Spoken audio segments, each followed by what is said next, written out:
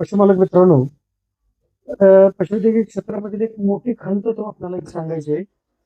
आणि ती खंत म्हणजे असं आहे की पशुवैद्यक खोटं बोलतो. आणि एक नव्हे तर सर्रास पशुवैद्यक खोटे बोलतात. हा एक माझ्या निदर्शनाला आलेला एक अनुभव आहे. आता हे का खोटं बोलतात, कशासाठी खोटं बोलतात हे कळत नाही. परंतु माझी एक सर्वच पशुवैद्यकांना विनंती आहे की आपण एक चांगल्या प्रतीचं ज्ञान घेऊन आलेलो आहात. तुमची समाजाला गरज आहे आणि अशा पद्धतीचं तुम्ही वागणूक करू नये. एखाद्या पशुपालकानं अहोरात्री जरी तुम्हाला बोलवलं तरी तुम्ही अशा पशुवैद्यकांना एक मी विनंती करतो की आपण त्यांना सेवा देण्यासाठी रात्रीचं उठलं पाहिजे, त्यांच्यासाठी गेलं पाहिजे आणि त्यांना सेवा पुरवली पाहिजे. तर आपण जर तुम्ही जरी नाही केलं तर मग तुमच्या पशुवैद्यकीय सेवेला अर्थ राहत नाही. आणि पर्यायानं मग जनतेच्या रागाला तुम्हाला सामोरं जावं लागतं आणि मग नकळत नको त्या शिव्या खाव्या लागतात. आणि हे कधी कधी तुमच्या तोंडावर जरी नाही शिव्या जरी ऐकायला मिळाल्या तरी मात्र पाठीमागे या शिव्या ऐकायला मिळतील किंवा ऐकायला सुद्धा आलेल्या असतील. आता याच्यामध्ये होतं काय की एखाद्या पशुवैद्यकाला फोन लावला तर पशुपालकाला गरज असते, त्यामुळं पशुपालक नेहमी म्हणतो, डॉक्टर साहेब आपण पटकन या, माझ्या बैलाचा प्रॉब्लेम आहे, म्हशीचा प्रॉब्लेम आहे, गाईचा प्रॉब्लेम आहे, शेळीचा आहे, कुत्र्याचा आहे, मांजर आहे, कोणताही जरी त्याचा प्राणी असेल तर तो त्याच्यासाठी तो प्रिय असतो.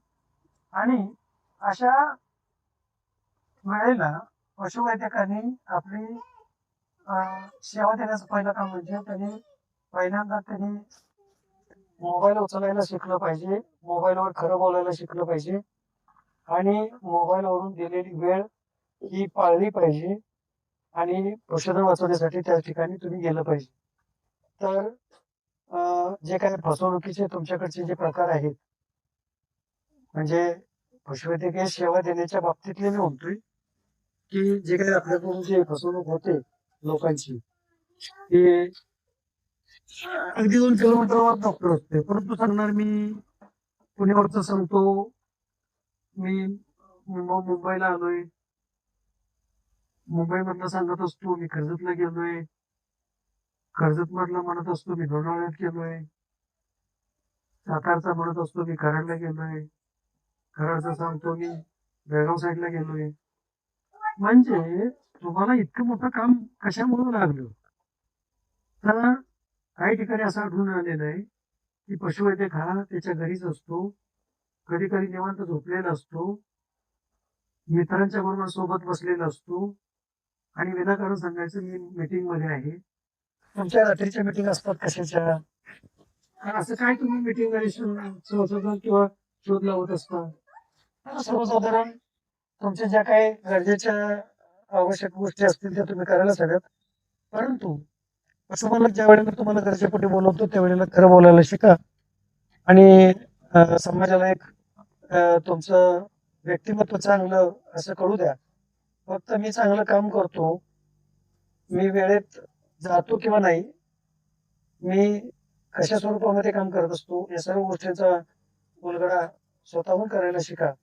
प्रामाणिक राहा, तर समाज तुमच्याकडं आणखी आदरानं बघेल आणि प्रत्येक अशा चांगल्या पशुसेवा देणाऱ्या पशुवैद्यकाची आतुरतेने पशुपालक वाट पाहत राहील. अशा पद्धतीचं तुम्ही वागा, परंतु खोटं बोलू नका, कारण ही गोष्ट पशुपालकांच्या लक्षात आलेली आहे. आणि अशा काही गोष्टी जर प्रसारित झाल्याच तर मग नकळत तो पशुवैद्यक बदनाम होत असतो आणि समाज कोणत्या पद्धतीने बदनामी करेल हे मात्र कधी कोणाला सांगता येत नाही. आणि मग जर तुम्हाला हे टाळायचं असेल तर सर्व पशुवैद्यकांनी समजून जावं की हा व्हिडिओ फक्त तुमच्यासाठी आहे. आणि पशुपालकांना या ठिकाणी एकच विनंती की काही वेळेला पशुपालकाचं जरी काही खरं असेल, जरी एखादी मोठी समस्या असेल, तरी सुद्धा पशुवैद्यक सुद्धा काहीतरी अडचणीत असू शकतो. तेव्हा तुम्ही दुसऱ्या पशुवैद्यकाचं सहकार्य घ्या, मदत घ्या आणि त्यांना बोलावून तुमचं काम करून घ्या. आणि तुमचा रोष वाढवू नका आणि पशुवैद्यकीय क्षेत्रातील लोकांना सुद्धा समजावून घ्या.